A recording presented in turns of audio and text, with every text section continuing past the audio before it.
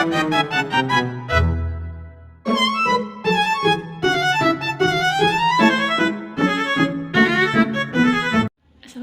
warahmatullahi wabarakatuh. Halo semua, perkenalkan nama saya Nadia Nur Ramadhani dengan NIM 2404 1060094. Saya berasal dari kelas PGMI 4. Di video kali ini saya akan membahas beberapa materi dari materi kelompok 8, 9, 10, 11, dan 12 dalam mata kuliah PKNI atau SD dengan dosen pengampu Bapak Agra Dwi Saputra MPD. Materi yang pertama yaitu identitas kepada keluarga dan teman seperti budaya, suku, agama, dan bahasa, baik di sekolah, keluarga, maupun masyarakat. Jadi, apa sih identitas itu? Identitas adalah ciri-ciri atau keadaan khusus yang melekat pada seseorang ataupun kelompok, yang mencerminkan jati diri dan membedakannya dengan yang lain. Selanjutnya yaitu identitas di rumah atau keluarga. Keluarga merupakan faktor utama yang mempengaruhi pembentukan identitas individu. Orang tua menjadi tokoh yang sangat berperan dalam membentuk identitas individu anak. Contoh identitas budaya dalam rumah yaitu keluarga. Misalnya keluarga seseorang yang mengajak anak-anaknya untuk bermain engklek dan menceritakan dongeng dengan bahasa Jawa sebelum tidur. Selanjutnya identitas suku dalam rumah yaitu keluarga. Contohnya dalam keluarga suku Sasak, ibu ataupun istri memiliki peran yang sangat penting dalam menerapkan nilai-nilai budaya pada anak-anaknya. Ada identitas bahasa dalam rumah yaitu keluarga. Contohnya, keluarga bersuku Sunda, keluarga menggunakan bahasa Sunda saat berbicara dalam kehidupan sehari-hari, melaksanakan adat tradisi Sunda. Selanjutnya ada identitas agama dalam rumah atau keluarga. Contohnya, orang tua dalam keluarga Islam selalu mengajarkan anaknya untuk melakukan sholat sejak umur 3 tahun.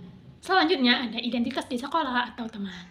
Sekolah bukan hanya tempat untuk memperoleh pengetahuan akademik, tapi juga menjadi tempat yang penting di mana remaja mengembangkan keterampilan sosial, nilai-nilai, dan perilaku yang akan membentuk identitas mereka di masa depan. Contoh budaya di sekolah yaitu siswa mengikuti tradisi seperti ikut serta ke rumah godang dan ikut pelatihan silat pendekar yang merupakan sikap kerjasama yang dapat mempertahankan nilai-nilai budaya. Contoh identitas suku di sekolah yaitu siswa tidak boleh hanya berteman dengan teman yang satu suku dengannya. Meskipun berbeda suku bangsa, seluruh siswa adalah bangsa Indonesia yang menjadi penerus di masa yang akan datang.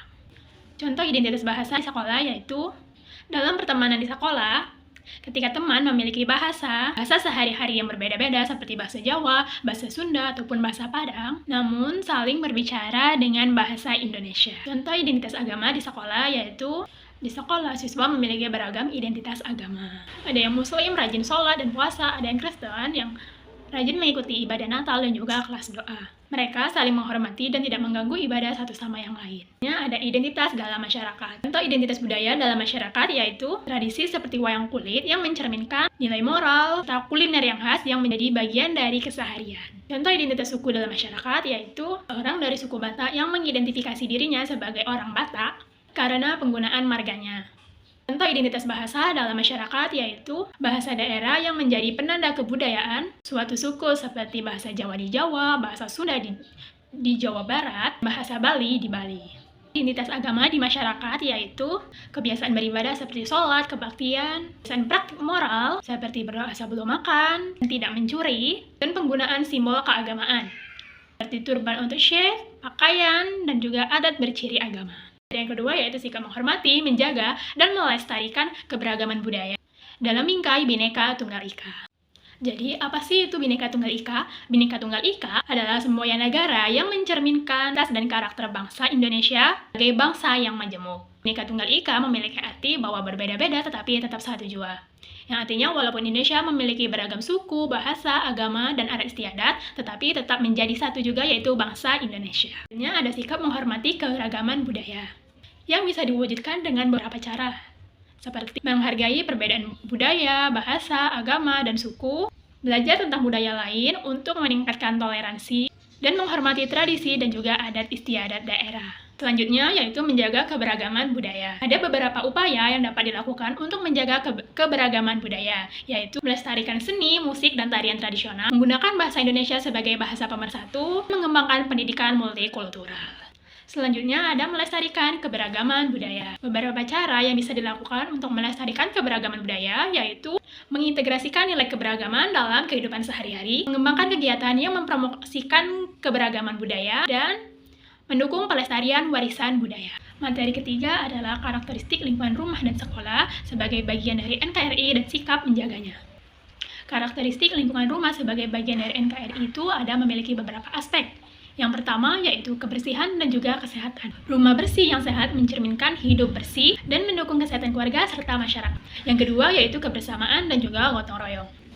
Masyarakat sekitar saling membantu dalam menjaga dan merawat lingkungan rumah serta memperkuat rasa solidaritas. Dan yang ketiga yaitu pelestarian budaya lokal. Melestarikan adat dan budaya daerah dalam tata cara menjaga lingkungan rumah sebagai bagian dari keberagaman bangsa Indonesia. Ada beberapa karakteristik lingkungan sekolah sebagai bagian dari NKRI. Yang pertama, upacara bendera. Upacara bendera akan membentuk karakter siswa yang cinta tanah air, sadar negara dan bangsa, serta disiplin dan juga tanggung jawab. Yang kedua, yaitu melaksanakan kegiatan gotong royong. Gotong royong di sekolah merupakan nilai budaya penting dalam menciptakan lingkungan belajar yang harmonis. Ada beberapa contoh kegiatan gotong royong di sekolah, seperti membersihkan lingkungan sekolah, menanam pohon, dan juga membantu teman yang sedang kesusahan. Dan yang ketiga, ada pemilihan ketua kelas. Dalam pemilihan ketua kelas, siswa belajar tentang nilai-nilai demokrasi, seperti partisipasi, tanggung jawab, dan juga menghargai perbedaan pendapat. Selanjutnya ada sikap menjaga lingkungan rumah dan sekolah sebagai bagian dari NKRI. Yang pertama itu sikap menjaga lingkungan rumah. Menjaga lingkungan rumah merupakan tugas semua anggota keluarganya, dan cara menjaganya yaitu menjaga kelestarian sumber daya alam dengan cara tidak merusak hutan, tidak merusak sungai, dan juga tidak merusak laut. Selanjutnya dengan menerapkan 3R, yaitu reuse, reuse, dan recycle dalam kehidupan sehari-hari. Dan yang terakhir yaitu mengajak masyarakat dan keluarga untuk peduli terhadap lingkungan sekitar. Yang kedua yaitu sikap menjaga lingkungan sekolah. Lingkungan sekolah adalah segala sesuatu yang berada di sekitar sekolah, yang mempengaruhi proses belajar dan mengajar. Cara menjaga lingkungan sekolah yaitu mengurangi penggunaan kertas dan beralih ke format digital untuk tugas dan juga materi pembelajaran. Membawa bekal makanan dan minuman dari rumah untuk mengurangi sampah plastik dari makanan dan juga minuman. Materi yang keempat yaitu lingkungan tempat tinggal seperti RT, RW, desa atau kelurahan, dan juga kecamatan sebagai bagian NKRI dan pentingnya kerjasama dalam keberagaman.